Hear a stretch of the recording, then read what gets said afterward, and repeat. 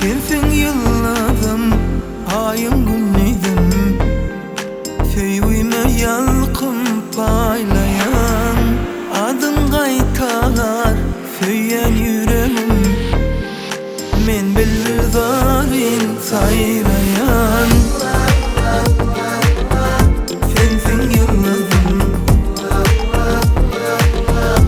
ayım güneydim. Sensin yılladım.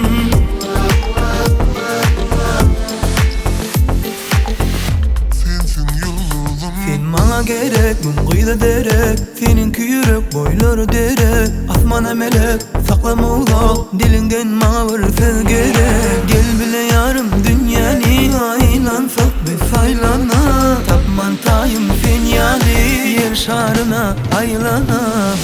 Sensin yıllazım, ayım güneydim.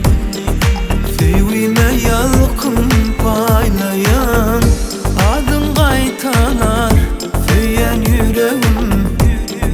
Men bildarin sayrayan. Sensin yılladım, ayım güneydim. Sensin yılladım.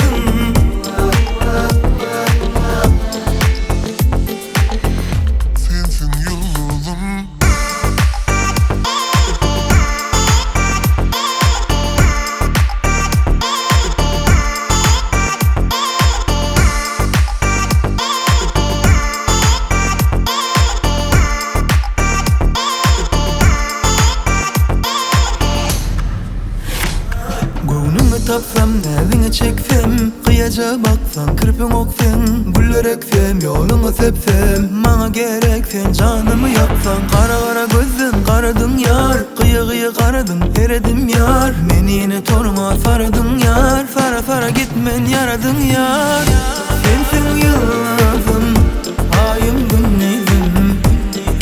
Sevime yalqım paylayan, adın qaytalar söyyen yüreğim.